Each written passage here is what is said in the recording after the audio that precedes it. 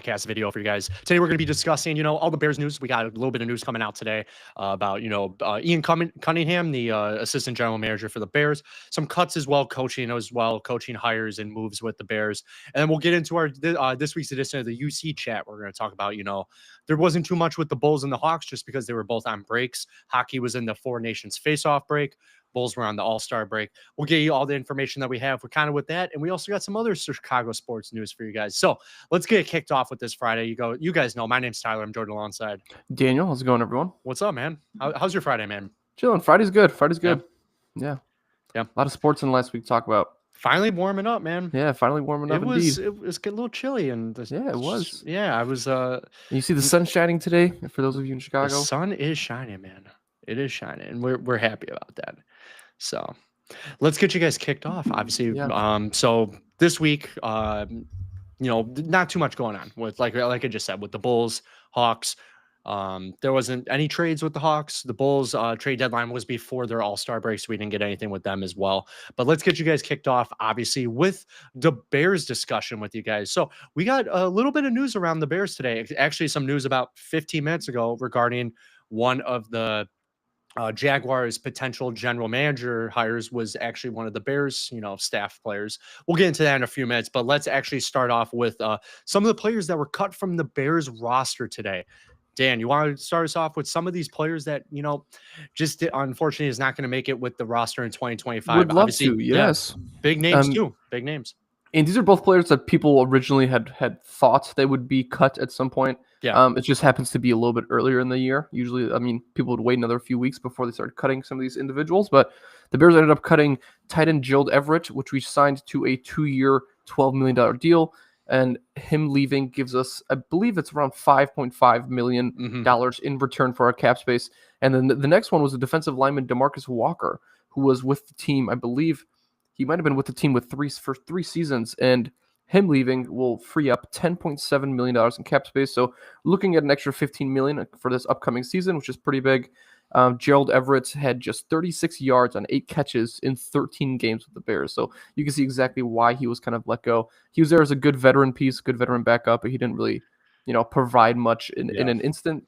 And then DeMarcus Walker started all 17 games for the Bears last season, but he only had 47 tackles, 3.5 sacks, and 16 quarterback hits in his time with Chicago. So yeah, obviously a little bit of just kind of about Gerald Everett with the Bears. If you remember when Gerald Everett actually signed with the Bears, I was super excited by this hire, or not this hire. I'm sorry, this signing, just because I really, really did think that he was going to be a good piece. But the Bears kind of utilized him for blocking more than route running and stuff like that. Even I remember some of these games where I saw Gerald Everett on the field more than our tight end one Cole Kmet was on the field. But I thought Gerald Everett was going to be, he's a little bit of an older tight end. I thought he was going to be used a little bit, not obviously Mercedes Lewis old, on the team, but I thought he'd be utilized a little bit more. Wasn't, obviously last season was not the season for the tight ends for the Bears. Cole Kmet saw season low since 2021. Gerald Everett barely did everything. Like you kind of just said with Gerald Everett's numbers, he only had just 36, pretty low, like practice squad numbers. Yeah, not good for Gerald Everett. So good for the Bears to save more money. That's more money, they have toward the cap, potentially signing offensive line talent and stuff like that. I did see, obviously I know that these comments come in a little late. We got Peter coming into the chat. What's up, Peter? He did say, I don't know what's colder, the weather outside or Danny's drip. He's got a good jersey, man. That Taves jersey is pretty sweet. I had to today, it's Hawks Day. We're kind of representing, not a lot of representation for the All-Star break for the Hawks, but that's what we're here to do. Hawks, the break is over. Now back to Hawks regimen. NHL starts back up tomorrow. So we got a little bit of a break. Obviously the Four Nations, face off, but it's gonna be, Hawks are gonna kick back off tomorrow. Super excited for that. You never know with these Hawks teams. I know we'll get back to the Bears in a second, but like kind of just talking about, your jersey and stuff. You never know with this Hawks team. We've been winning against decent teams and we've been losing against bad teams. You just never know. But welcome to the podcast, Peter. We always appreciate you joining in, commenting, always comment. We'll pop it up for you, even if it's a little late. Appreciate it, bro. But yeah, let's get into some of the, obviously let's steer away from the players that got cut. Let's talk about a little bit of, coaching moves that, new Bears coaching hires. I know that's what the lower third says here, but let's talk about, something we just got news about 15, 20 minutes ago. Bears assistant general manager Ian Cunningham will not be getting the Jacksonville Jaguars general manager position, which that position is now getting filled by James Gladstone. And Dan, if you recall correctly, he's from the Rams, right? He's from the Rams, yeah, Yeah. and he spent a few years there. He was there for the championship building. I believe he was just an executive assistant. But we did mention this earlier. It would have been awesome to get more, to get Ian into a different position there, because there obviously was things that would have been returned to us. Yeah. But we also understand Ian Cunningham's position isn't that solidified, isn't that strong comparative to what other candidates were showing. And I love Ian Cunningham, but I also will say that I think most of the work that he's done has been assisted to Ryan Poles, hasn't been mainly his decisions or his lookout. So, and this has been his second coaching carousel, or his second GM carousel. So maybe next year will be the opportunity. I know he's really dying for it, but I know you said this. We love Ian Cunningham. If he could stay, then he should stay.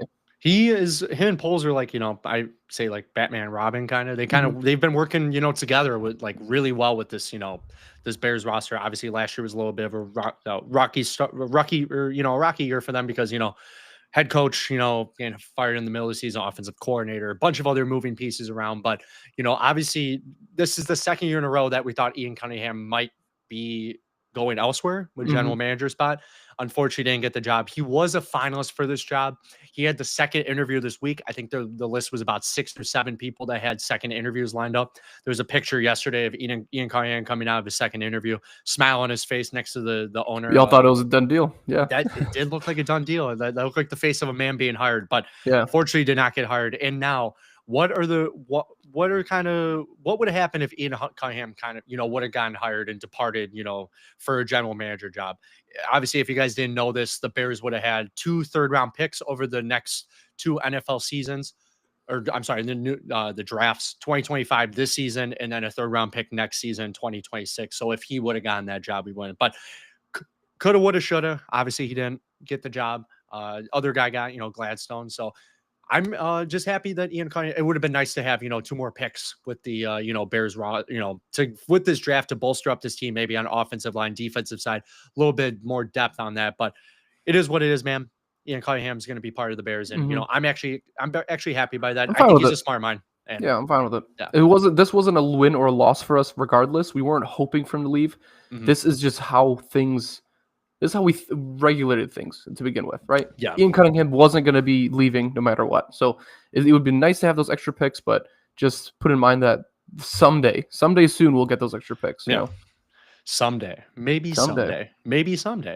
We'll see. Someday. But let's go into some of the coaching hires there, you guys, and some moves as well. Obviously that's one of the biggest news with the coaching and, staff on the Bears and everything like that. But the Bears announced that Matt Feinstein today has been promoted to the vice president of football administration. A little bit about Feinstein, just to give you guys a little bit of background about him. He elevates to the role of vice president of football administration after spending the last 3 years as the director of football administration for Chicago, aiding in the execution of all football operation proceedings. So, and then, that's kind of just a little bit about it. You get a little bit of boost up there.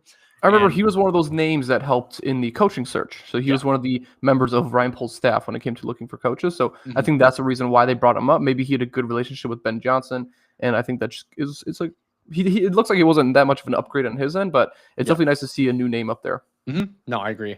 And some other names kind of flowing around with you guys with the Bears. I know when me and Dan were working on this article, he did put in that this guy was potentially going to be hired, and this guy did get hired by the Bears. That's so Dan, you want to talk about this guy? Of course. So the Bears added former San Diego University quarterbacks coach Matt Aponte to the offensive staff of Coach Ben Johnson. He was an assistant quarterbacks coach, according to CBS Sports. Pretty cool hire. I mean, I talked to my buddy who is from San Diego, and he didn't know much about this person, but he did say that, like, hey, this is a little bit more of a West Coast offensive style. So I could definitely see this being Ben Johnson's hire to be like, hey, let's incorporate another edge to the, the way the offense works and competing different styles and stuff like that. Because the offense coordinator coming from a different branch, right? Ben Johnson coming from a different branch. So this is more of just another one of those meshing hires that someone that can bring a little bit extra to the table. But Tyler went ahead and did all the research here for Matt to figure out kind of what his history is. So Aponte was the offensive coordinator and quarterbacks coach last year for San Diego, as well as in 2023. And he was the tight ends coach in 2021 and 2022. And Aponte actually has a previous connection with one of the members of the Bears staff currently. And when he was working with the Kansas City Chiefs in the summer of 2014 and 2016, he was an undergraduate at Iowa on scouting, recruiting, and operations internships, which would be a pretty fun job. Yeah. It was during the time that Bear GM Ryan Poles obviously was in the building as Chiefs personal department, and it was Eric Bieniemy also there at that time. I think so. Yeah, I think you're right with that. Yeah, that sounds about right. Yeah. So 3 guys all working on the offense together. So that's definitely a pretty good pick, I'd say. Yeah, that's what we kind of been noticing about this hires, especially this year. It's all about the connections. We've noticed a lot of the former Saints coaches have been coming to Chicago. Former Chiefs coaches, Bieniemy or San Diego, the West Coast and stuff like that. And former Lions coaches as well. Obviously, following Ben Johnson's as well. So I like this hire. I like the like kind of we talked about. I don't want to sound like a broken record, but when you have the stats to back some up, when you've been a coach for 5 years or something like that. That's a plus in my book, instead of somebody who's brand new to a position and stuff like that. But I like this hire by the Bears, really do. A few more hires we got for you guys. Bears are bringing back Anthony Blevins to the back to the NFL. And if you guys know who Anthony Blevins is, a little bit of a smaller name just because he's going to be an assistant for the special teams. He made some news in 2023 when he left the Giants shortly before training camp to become the head coach of the XFL's Las Vegas Vipers. A little bit of a fun fact about Anthony Blevins was the head coach of an XFL team. Coaching experience, right? That's still experience in my book. Yeah. Blevins has an extensive history in the NFL. A little bit of connections with him. He was assistant to Bruce Arians on special teams, coach for 5 seasons in Arizona. And then he was taking that same position for 5 years with the Giants as well. He's an Alabama native, and he will return to the league after a 2-season absence. I like I like the hires by the Bears. Yeah, good hire. I think it's another one of those people it's a low key hire, but we like to bring you guys, all the different hires with. Yeah, and even if it's a small team, big team, college team, UFL, NFL, all these guys bring experience to the coaching side. So I think this is again just Ryan Poles and Ben Johnson being like, get the strongest people in here. So that's I love that pickup. That came at a really random point, but I love hearing people coming back to the NFL because that's the idea of just like. This guy is more proof, and we're really excited to see him on there. And that's not the only changes. I mean, a few random signings. This signing, I'm not exactly sure why it happened. I mean, this is a very random one, but Bears did end up signing linebacker Swayze Bozeman from the Chiefs to the Bears active roster. This sounds like a practice squad move, just preparing for the offseason, but that guy just made it to the championship, and now he's on the Chicago Bears roster. So there we go. He definitely might get a little bit of playing time. We'll go ahead and see. I don't know much about him, but he definitely he posted on Twitter that he was pretty excited to be coming to Chicago. This, I believe, is his first time ever leaving Kansas City for a different team. So, and then we're not even moving away from Kansas City, right? Kansas City has one more player that we want to get. Give me him. Give me him, man. We need him. Come over. Okay, so there's a few interesting things here. I'm sure you've seen all the topics regarding this. Offensive lineman Trey Smith. Tyler originally was the first one that told me about this. I believe a month ago, he was telling me about the opportunity of getting Trey Smith, and that's when I started, learning more and seeing more experiments in his practice play.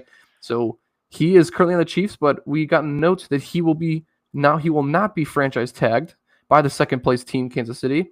And the books, as Tyler has shown me, has the Bears as his number 1 destination. I'll take it, man. I'm happy about this. Cool. And you know what? You can't give me all the all the dudes saying that I was the first one to come up Trey Smith. The first person to text me about this was actually Peter. He texted me, watch out for the name Trey Smith. This was a long time ago in the middle of the season and stuff like that. So I do think that this would be an awesome hire by the Bears. It looks like his contract could be floating between $80 to $105 million from what I've been seeing with Trey Smith. If he decided to sign with the Bears, a 4/5 year deal for being a Pro Bowler this year.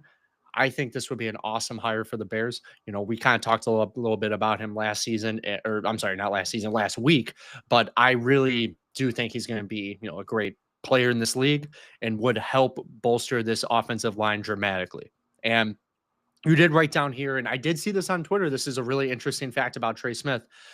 Trey Smith's girlfriend is a content creator from Chicago. There's a connection. In her profile, I'm sure most of you have seen on Twitter, if you've looked at this, her profile does have her showing that Chicago is home.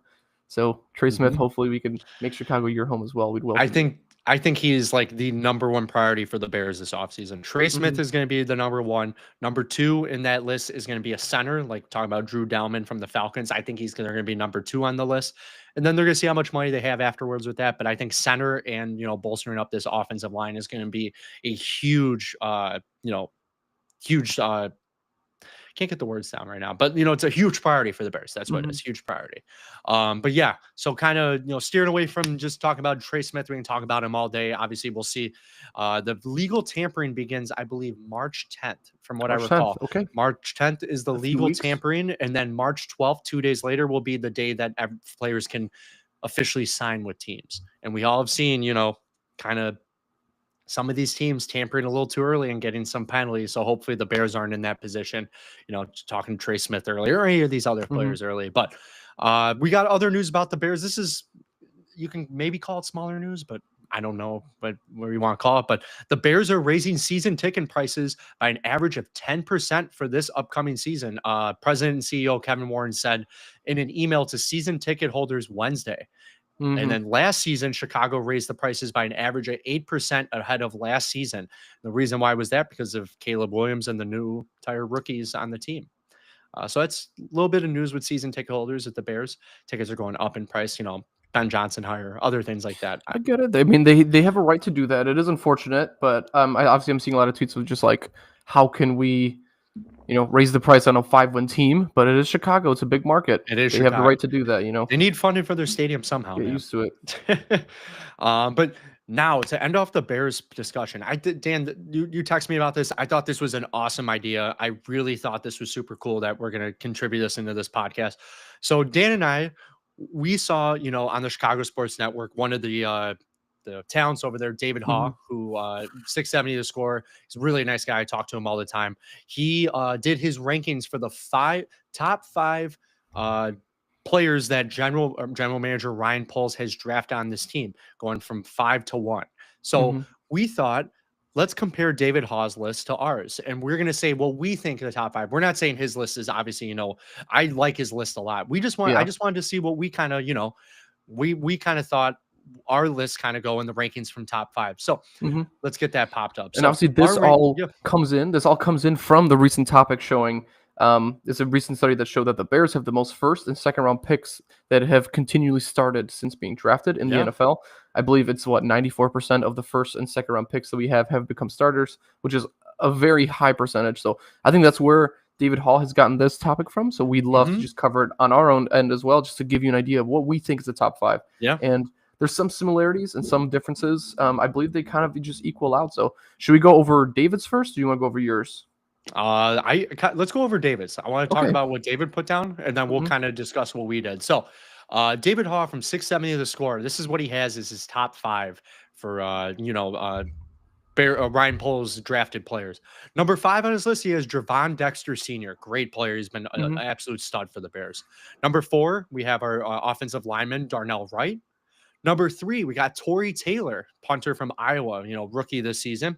Number 2, he has Caleb Williams, rookie quarterback, USC, amazing numbers, almost 4,000 passing yards. And number 1 on his list, Kyler Gordon, Mhm. nickel player. He is really a great player overall defensive for this team. Dan, I want you to start with your list. Okay. Go with So number mine's 5.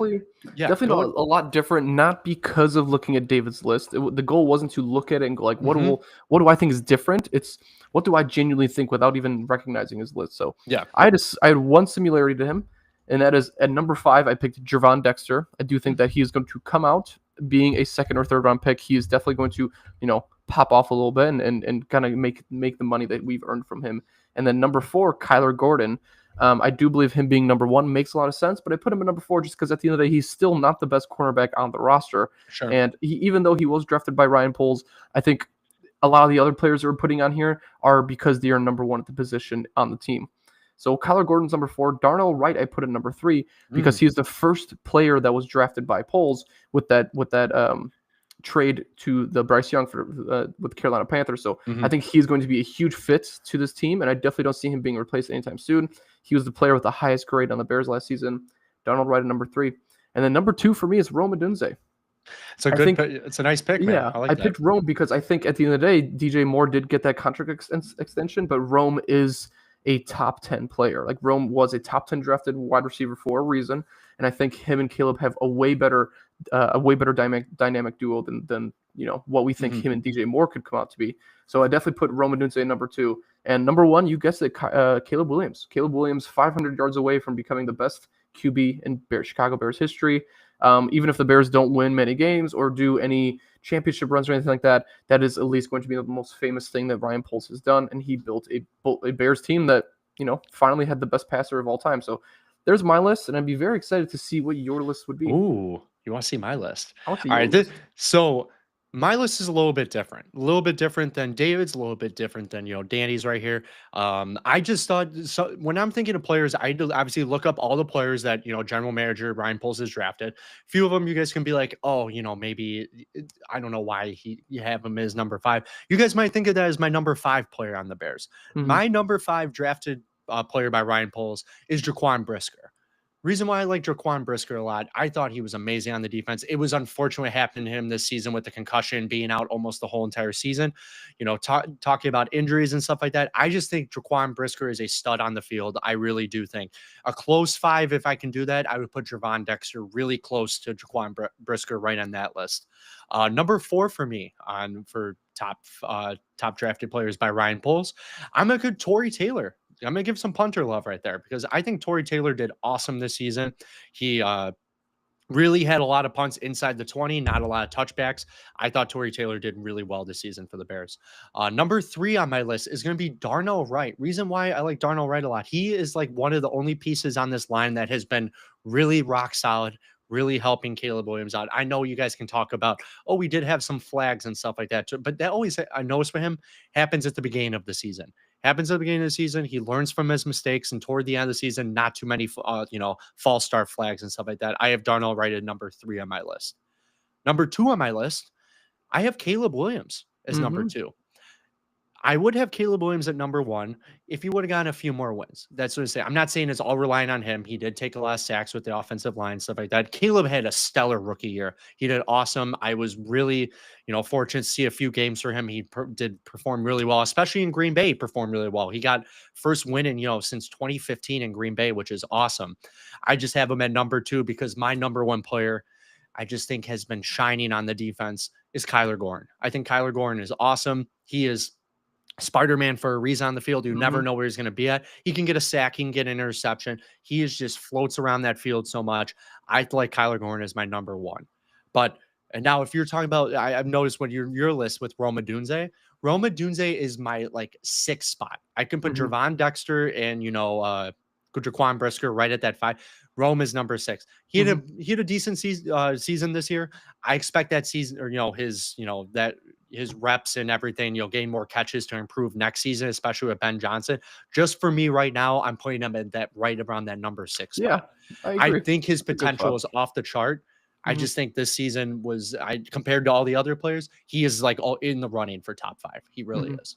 Yeah, that's a pretty good point. I do like your list a lot there. Kyler Gordon, yeah, that's a favorite among most people here. I think he's a sneaky player, man. If you look at me and David Hawes' list and mine, a few of these players moved around. The 3 and 4 with Darnell Wright and Tory Taylor were flipped, but then I did have Jaquan Brisker at that number 5. I know a lot of you guys are gonna be like, oh, injuries and stuff. He's just really good. I think Jaquan Brisker is a really good player with the Bears, but obviously a lot of you guys might have different opinions on Jaquan Brisker and other players that I listed and stuff, but that is my list. That's Danny's list. That's David's list. Come fight us. I'm kidding. Come fight us. But that is pretty much our rankings for general manager Ryan Poles' top 5 drafted players. We wanted to, follow up what CHSN did, and we wanted to give a little love to, Ryan Poles and the players that he's drafted. I know a lot of you guys are like, oh, he's not good at drafting in the 3rd round or whatever.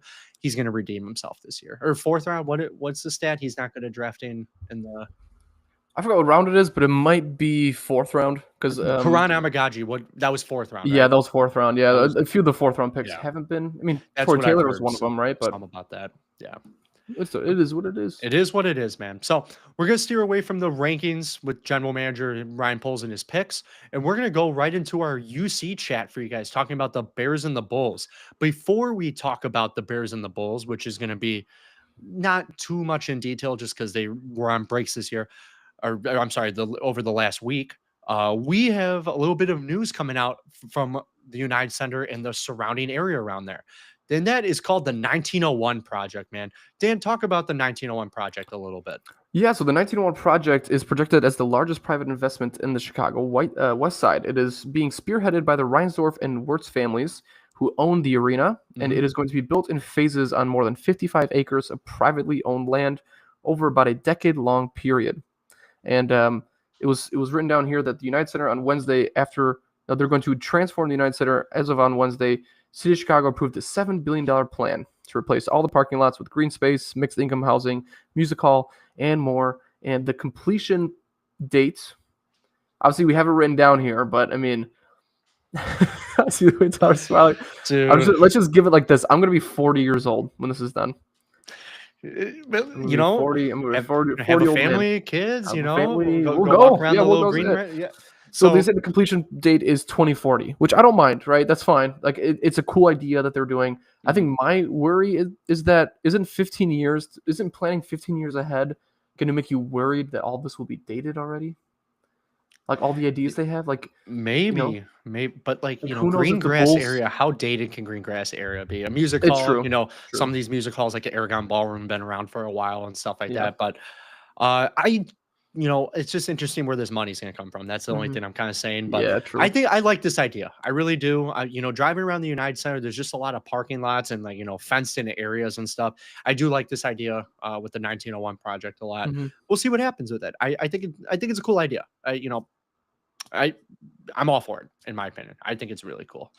But let's steer away from that's kind of all the information, obviously, that we just got that news a few days ago with the 1901 project. Let's get right into our Bulls talk, man.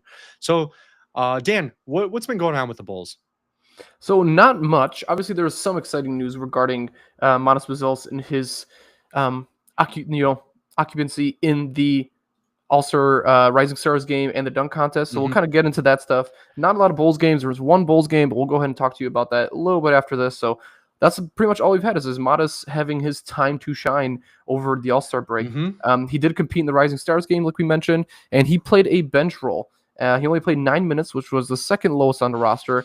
But he did have one of the more impressive games. Definitely the best player off the bench on this team.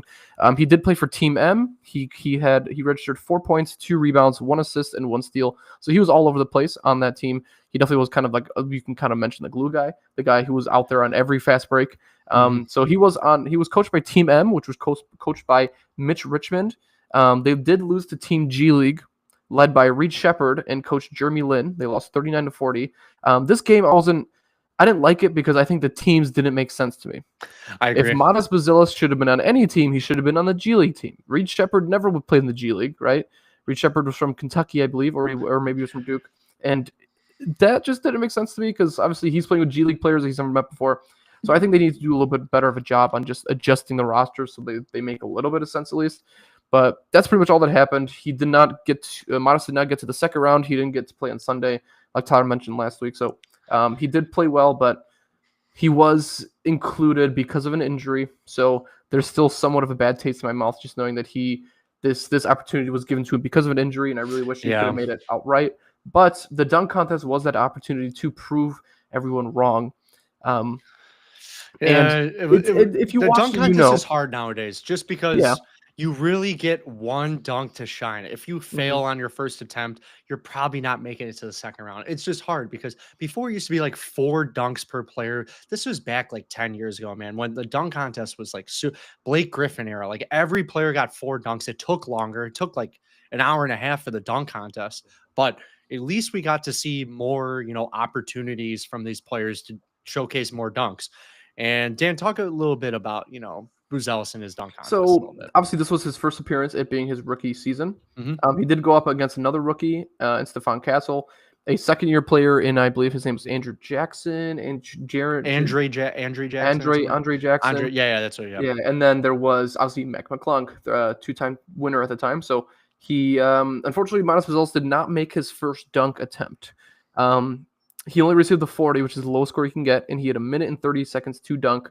He was trying to do an in between the legs catch with his left hand dunk. It was Like a really hard dunk. it was a sweet attempt, man. In the practice videos, you see him make it, right? So the Bulls released a video 2 days ago about his practice regimen, and he did show him making the dunk. So it's unfortunate. Obviously, all of us can sit there and go, "Oh my gosh, like, dude, he just wasn't prepared. He wasn't ready." I look at it as just he's a rookie on a huge stage that got nervous on his first ever dunk with the world watching, and he did just happen to miss it. But that wasn't really the hardest part because he did end up getting last place overall in the entire dunk contest. But he did get a 46 on his second dunk, which is a little bit more of an easier dunk just to get something done. But he did finish off the dunk contest in the first round with 86 points, which was fourth. It was 2 points behind Andre Jackson. And Mac McClung went up against Stefan Castle, Mac McClung, former Bull. They went together in the dunk contest, and Mac McClung won the first round and ultimately took home his third slam dunk champion. He dunked over a car, man. That was kind of cool. He did really well. I was really impressed with the way he played. So when Blake Griffin did that dunk over the car, he jumped over the hood, right? Hood, yeah. Didn't Mac McClung jump over? I didn't get to watch this because I was working this night. I was working that night. He jumped over the. You got a car right there? So here's the car, right? Here's the car. Here's the car. He jumped over this side. See, Blake Griffin did it right here. Yeah, it was like, and then he kind of touched the hood a little bit. I remember. Everyone's like, "Oh, he jumped over the car, bro. He jumped over the hood." But I can't do it. I can't talk smack. I can't do that. Like, I can't do this shit either.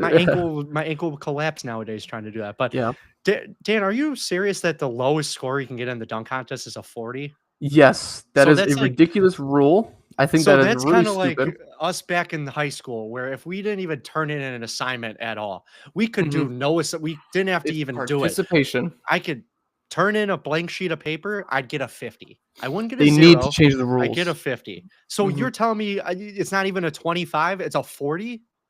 It is the lowest score you can get is a 40, and that is ridiculous because at that point, why don't you just make it 1 to 10? Just give him 10 points should be the highest you can get. If it's just stupid because I think not making a dunk, of course, it's modest. That's a 0. It's a dunk contest. Yeah. Do you remember who any of the judges were by any chance? It was Baron Davis. Okay. It was Tracy McGrady. It T-Mac, was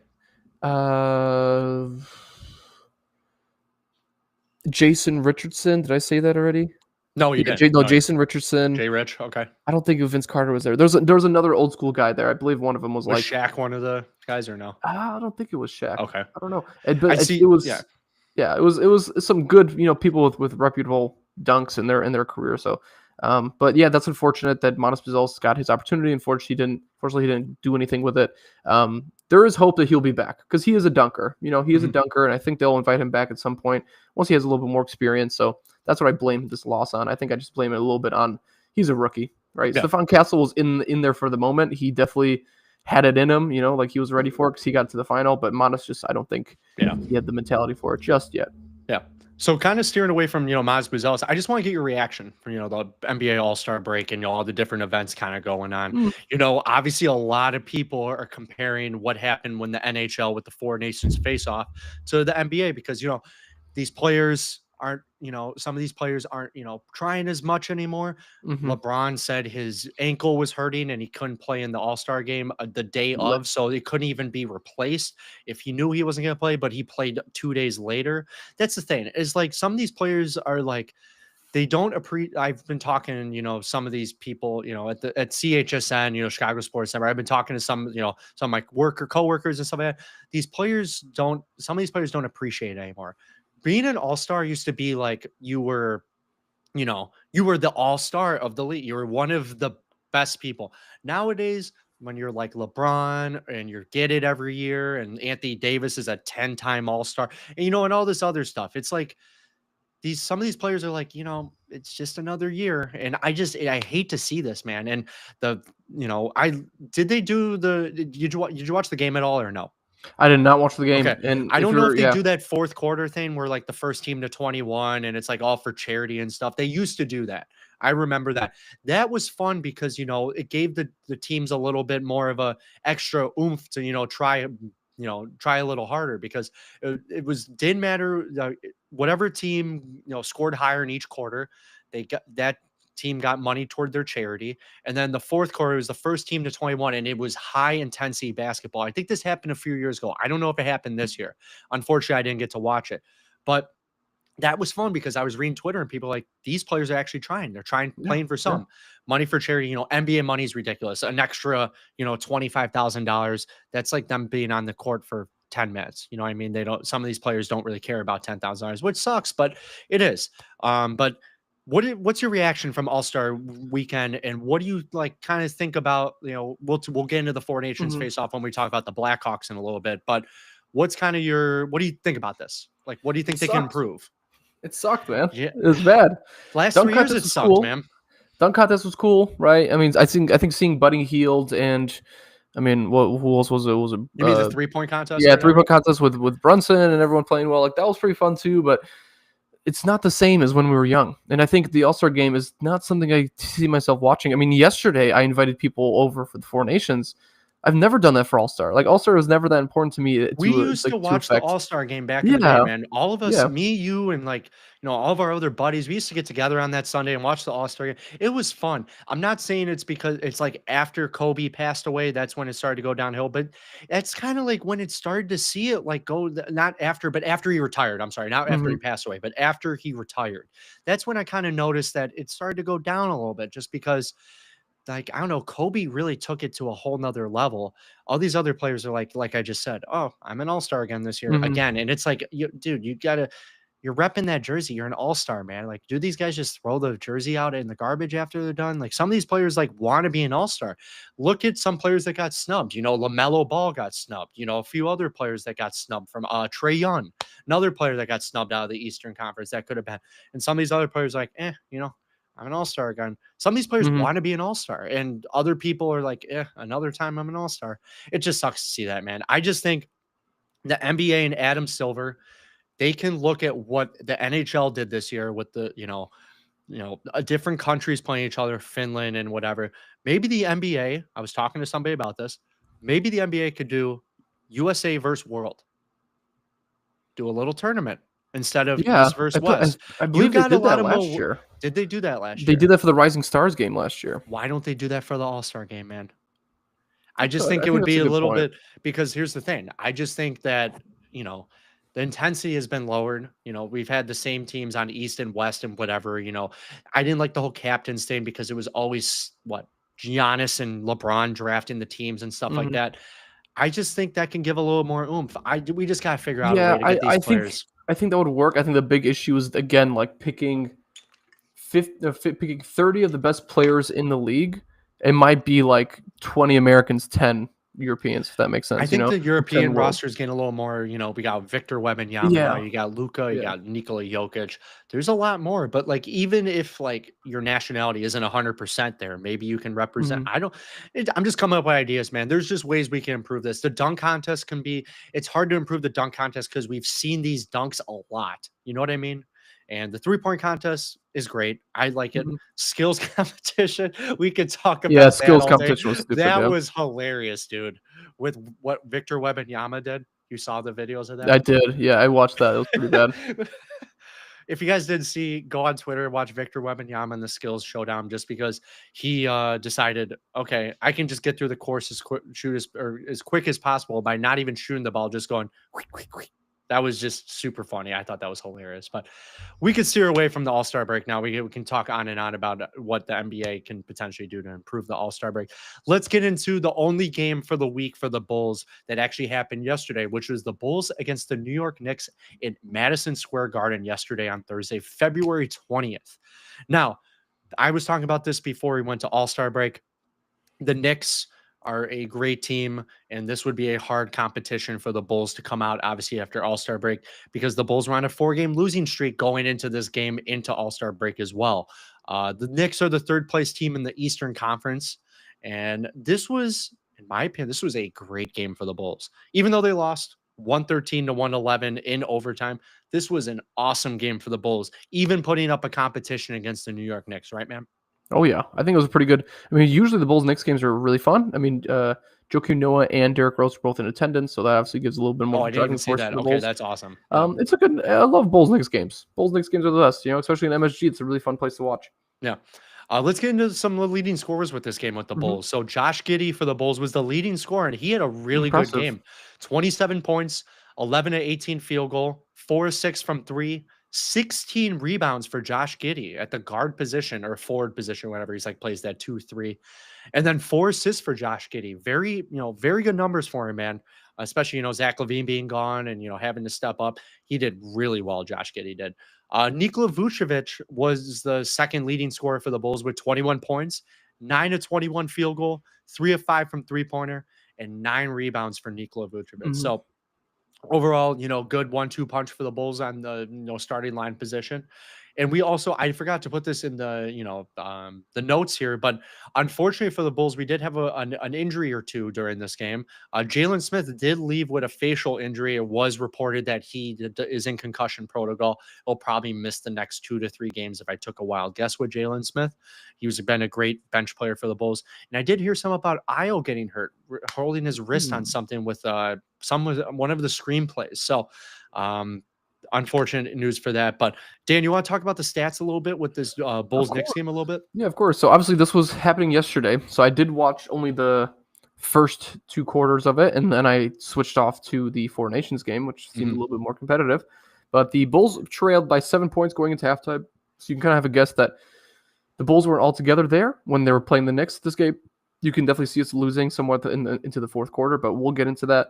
With 50 seconds to go in the fourth quarter, the Bulls were down only by 1, and Vucevic hit a 25-foot three-pointer that put the Bulls up by 2. So this time we were all pretty excited. We were all thinking that, last time we played the Knicks, the Bulls got that win at home on D-Rose night, so it would be nice to get that win Big again. win, yeah. But unfortunately, Knicks guard Jalen Brunson did hit a step-back jump shot to tie the game up with 29 seconds, and that would lead this game going into overtime. The Bulls did end up only shooting 39% from 3, 19 for 48. It's a lot better than we've seen in recent weeks, but it's still very low below league average. And the Knicks did have a lot more fast break points, 17 to 8. But neither of those two really showed the competitiveness of this game. This game was definitely in and out. There's a lot of scrappiness in the last fourth quarter there, but unfortunately we did come up just short with Vucevic getting blocked on his game-winning attempt to try to win this game. And then in overtime, the Bulls just ended up, we were down 5 and then we rallied back just a little bit with like 30 seconds left. But unfortunately, we did lose by 2 points into overtime. Close game, but you can't ask for any more coming from the Bulls after trading their best player. This is still the way that it's going. And unfortunately, with trading our best player, the Bulls are on now a 1, 2, 3, 4, 5 game losing streak, which keep on tanking, man. Unfortunately, I am very happy for that. I'm very happy about that. Yeah. Bulls being on a 5-game losing streak. Obviously, I'd say this is not good, but when you're not even the competing, chance this season, that we'll just see what happens with that. I'm just really happy with the way the Bulls played against the Knicks coming out of the All-Star break. I thought this would be a 20-point blowout potentially after seeing what happened against the Pistons twice in a row. Yeah. I just thought this would be, 15, 20-point blowout by the Knicks. Keep pushing this game to overtime. This was a great game for the Bulls, and I'm just happy that they put up a good competition. They did put up a good fight, of course. So we do have a few more news regarding the Bulls and some players that got moved around, especially. We have a little bit of news with two-way player Adam Sanago. He will be sidelined the next 4 weeks with a knee injury. And because of that, the Bulls decided to waive him and, say his farewell to the Chicago Bulls roster. In corresponding move with that, the Bulls signed former Maryland guard Jameer Young to a 2-way contract. So basically swap contracts, Sanago, Jameer Young with that.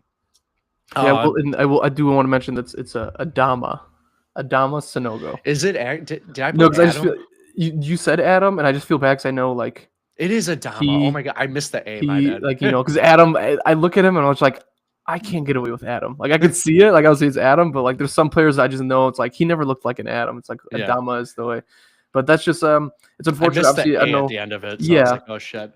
I don't know if you mentioned the fact that he was out for 4 weeks with a knee injury. Adama got his chance several times, and I don't know if you remember opening nights of I believe it was last season, first game in. He was the first player in like 20 years to record 21 rebounds with the Bulls. Mm-hmm. So he had his chance, and he did play really well. But unfortunately, they might have to be with a different roster coming in. And I think the thing that upsets me is that this is another guard coming in. Another guard. We already have DJ Stewart. Like, we have just so many guards that are playing on 2-week contracts or regular contracts. So I'm not in love with the idea, but at this point, who cares? Because Exactly. it's not like this is going to help us win games. So yeah. What's the record right now we're looking at? Bulls right now are saying that this seems like for the 4th week in a row we've been saying this. 10th in the Eastern Conference at 22-34. So sitting around the same point. If I pull this up real quick on where the next place team is, right up. I don't know. My computer keeps black screening. It's a little weird. But we're all good. I'm back up. But that was weird that happened. Let me see real quick where the Bulls are saying compared to other other teams right now. Bulls are sitting at 25, or no, I'm sorry, the 76ers are in 11th spot, 25 games back, and the Bulls are 23.5. So game and a half out from 76ers. And the 76ers just keep losing too, man. So we'll see what happens with that.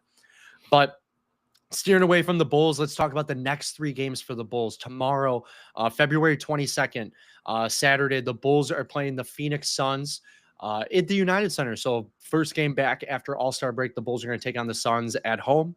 And then next Monday, the Bulls are going to be playing the Philadelphia 76ers, who we just talked about, in Philly. There's a win for Philly. Let's get that win, Philly. And then next Wednesday, the Bulls are going to be taking on the Los Angeles Clippers at the United Center. So all pretty cheap tickets if you guys are looking to get a game on. Saturday would be a pretty fun game for someone to go to. Bulls Suns. I didn't even know that. But yeah, that's pretty much it for the Bulls kind of going into that. We have our Blackhawks chat coming up next, but not too much Blackhawks news just because, just like the same area, right? Same as the Bulls. Same like the same break as well. We're going to talk a little bit about the Four Nations face-off, and we're going to get our reactions to that. So to start off the Blackhawks segment, we'll dive into this. Last Sunday, so we're going to backtrack a little bit, not to the game yesterday. Obviously, you guys know that championship went on yesterday. But last Sunday, Team USA and Team Canada faced off in a matchup. This was the first matchup they faced off against each other. Within the first 9 seconds of the game, there were 3 fights, so it was really intense. I heard there was a lot of beef going on about Team USA talking smack to the Team Canada players, and that resulted in 3 fights in the first 9 seconds. So crazy matchup. This game last Sunday, the Team USA beat Team Canada 3-1 in this matchup. And because of the other games that going on and the records and what happened with all the other in the whole entire tournament, we were treated to the championship game against Team USA and Team Canada again for the Four Nations Face-Off Championship. Now, a little bit stats with this game. The game was tied 1-1 going into the first intermission break. And then in the second period, both teams scored again.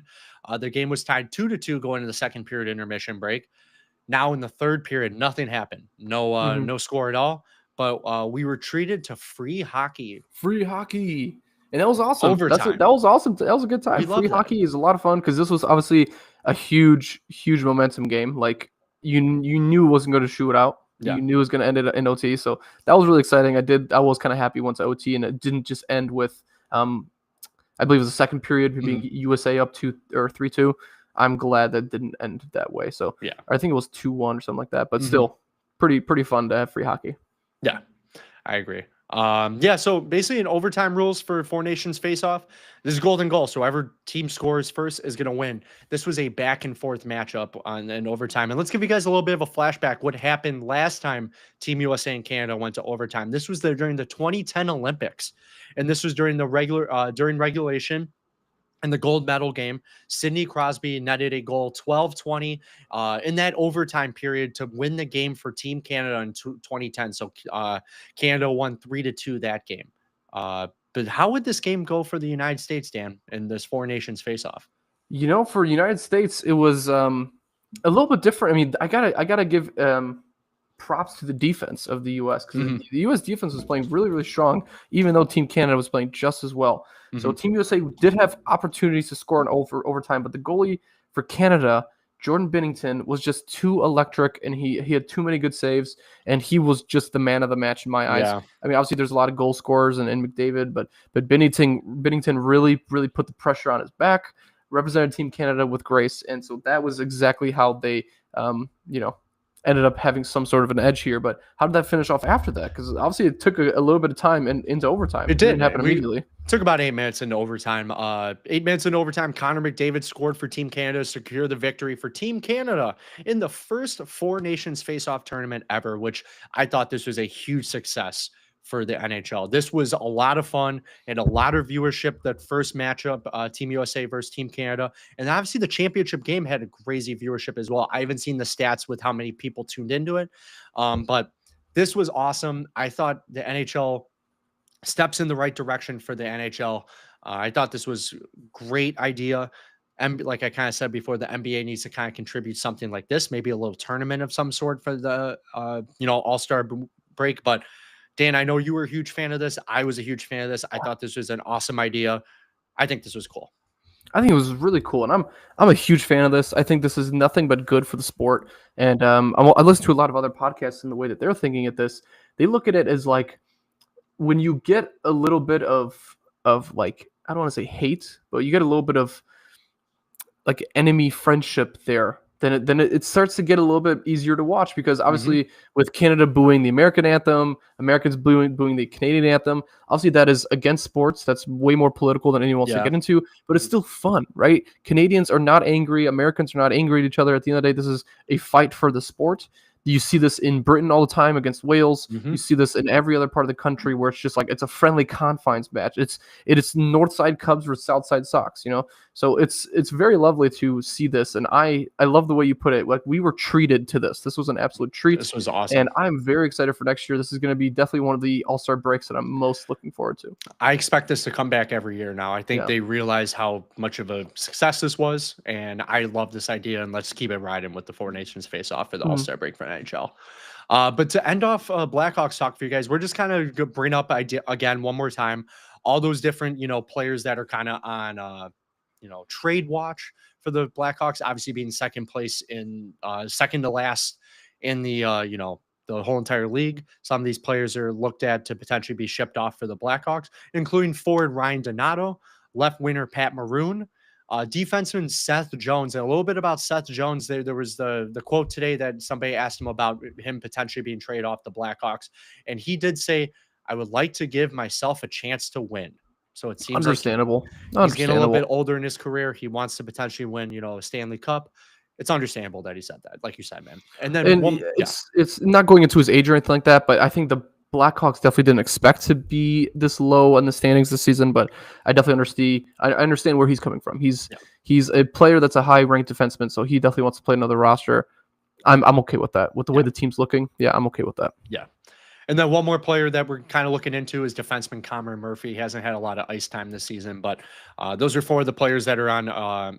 Five. Those are four players that are on NHL kind of trade watch for the Blackhawks. And like we said one more time, the trade deadline is going to be March 7th, so that's coming up pretty quick. It will be coming up quick. We'll keep you guys up to date with all those players. And to end off Blackhawks, we'll give you guys that record one more time going into Saturday. The Blackhawks. You guys need to hear it. You guys need to hear the record. Need to hear it. Gotta hear it, man. Every year you gotta hear it. 17, 31, and 7 right now for the Blackhawks, 41 points. And for like the 7th straight week, I'm gonna say this, second to last in the league. Damn it. San Jose. It's San Jose. San Jose is the Dan, let's talk about the next 3 games going in for the Blackhawks, man. Talk about them for me. Oh, all right. So the next 3 games is on the 22nd on Saturday, tomorrow, the same day as the Bulls. They're playing the Columbus Blue Jackets in Columbus, and then playing really well, man. I really thought, just off the top of my head, that Columbus was not playing really well, just because the last few seasons they haven't been doing well with playoff push or anything. They are on the playoff brink at the same point with the Detroit Red Wings. So this could be a game that Columbus wants to win, or one the Hawks can steal from Columbus. It would be very nice to see them. I just wanted to bring that up. I'd love for us to win 3 games, so we don't have to keep talking about second to last in the league. Give me third to last. How about a change here?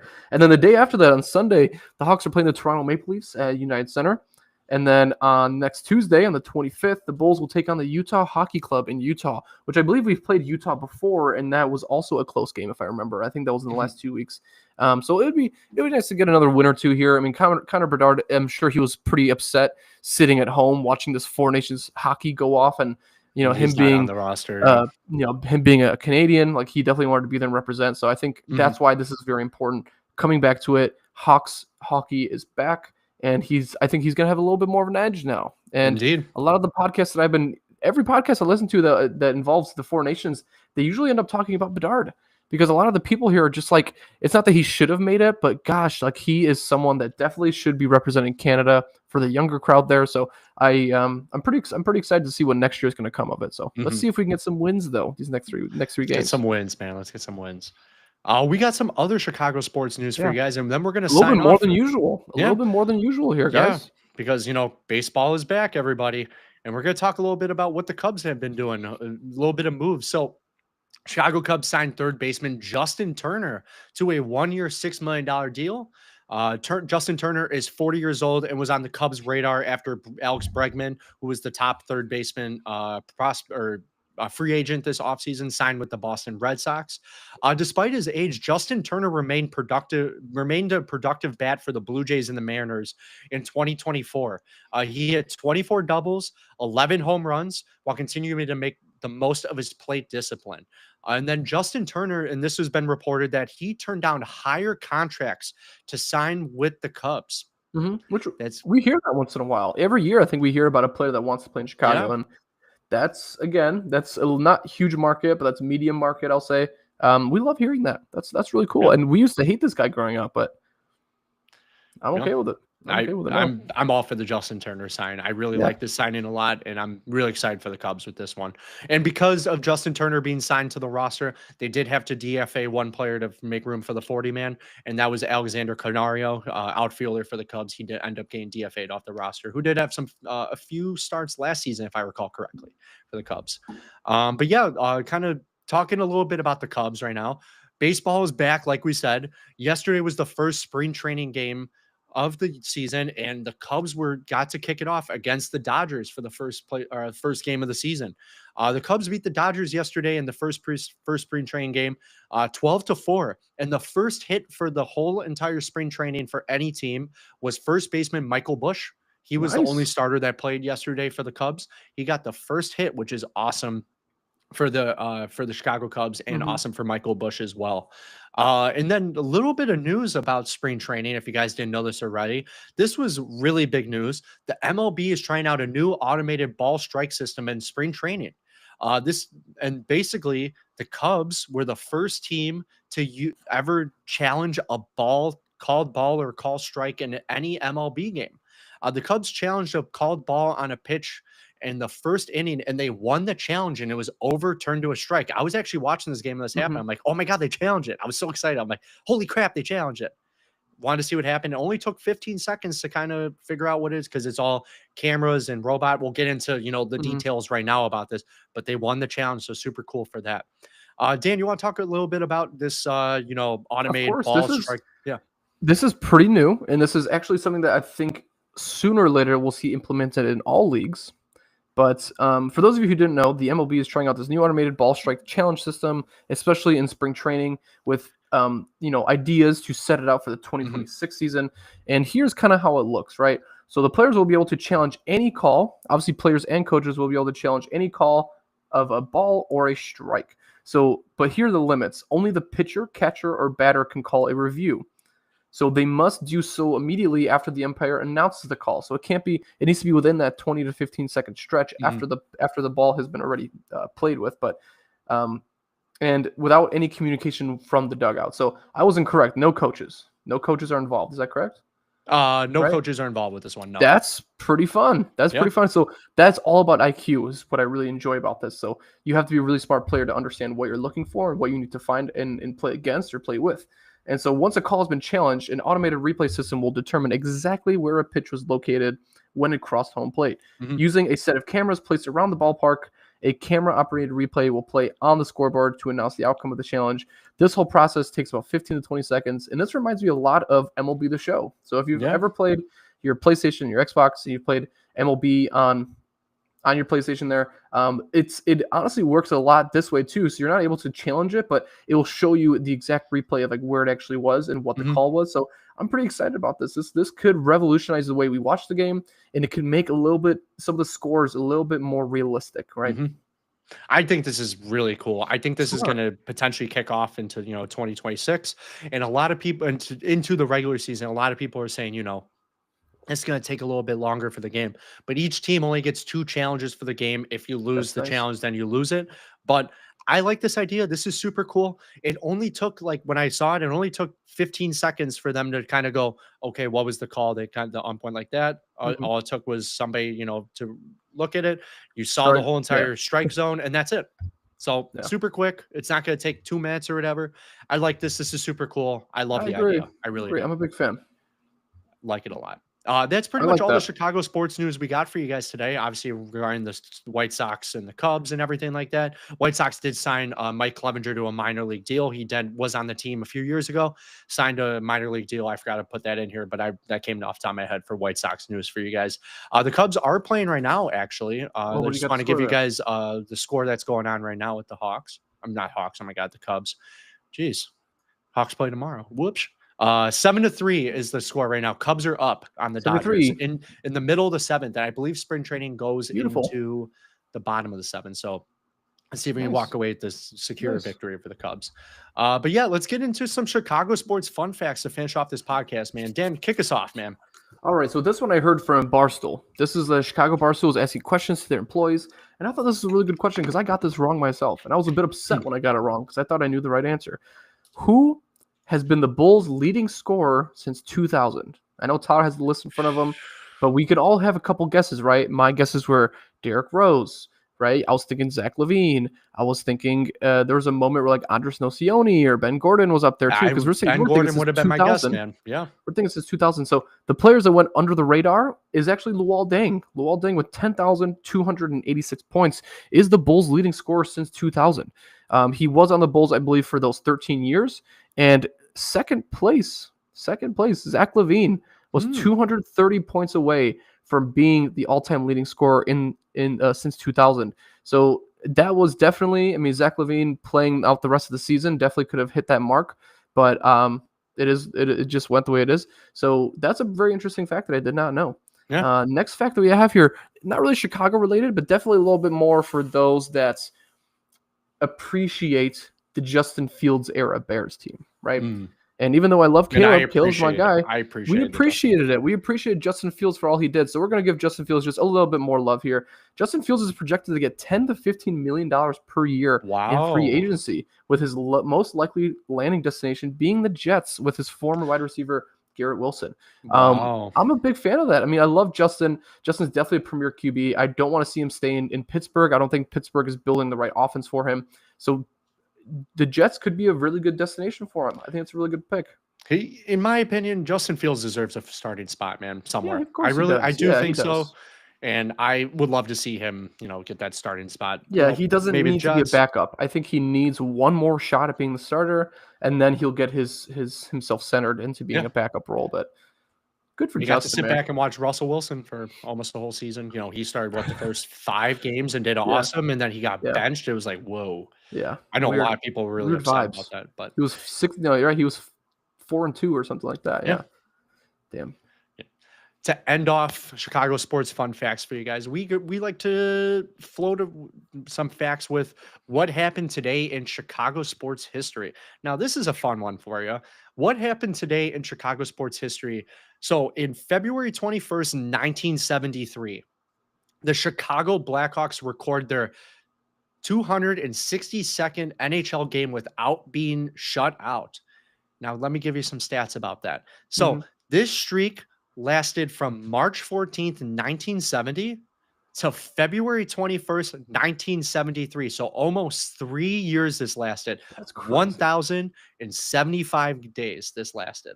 Wild. So wild match. That is today in Chicago sports history for you. But that's a big one. Yeah, it's pretty cool. And this episode was a big one. Yeah. Appreciate you guys tuning in. Obviously, there's not a lot of games going on, but we'll definitely go right back to the normal schedule for next week. Yeah, and give you some more updates. Hopefully, the Hawks can win some games. Hopefully, the Bulls can lose some games, and hopefully, the Bears can make some more moves and give us a little bit more cap room. Yeah. Well, we appreciate you guys all, tuning in for this podcast of DNT and the 773, bringing you guys the Bears, Hawks, Bulls, and everything. Now that All-Star breaks are done, we're back to action. Like Dan said, we got Bulls tomorrow, we got Hawks tomorrow, and then, into next week. So next week when we come back with you guys, we're going to try to find a time to come back to you guys, maybe Friday or something like that. We'll bring you guys all the news, especially with the Bears and everything going on with that. Free agency is going to be starting up soon with the Bears, and I believe the combine is next week, if I recall correctly. Soon, yes, I believe it's combine next soon. weekend, if I recall correctly. So we'll give you guys some information with that when that comes up. And yeah, so we appreciate you guys tuning in to our this week's edition of UC Chat, the Bears discussion, everything like that. Before you sign off, Dan, anything you want to say? Anything I would like to say? Yeah, I think my last note is Kendall Gill mentioned something last week during the All-Star break when people were asking him about tanking for Cooper Flagg. He mentioned something as if saying, why tank for Cooper Flagg when you have Cooper Flagg at home? Mm-hmm. A little shout out to Matas Bazelis. Hopefully he can get himself Love there. it. Love it, man. That's all it. right, guys. Thank you guys so much. Enjoy your Friday. Enjoy your weekend. We will see you guys next time. And as always, bear down. UC. Then hard. Thanks, guys. That's it. See Enjoy you your guys. weekend. Bye. Dude. Cool. I don't know what. My computer keeps black screening. Yeah, why is that happening, Tyler? Oh my gosh. I don't That's scary, bro. know.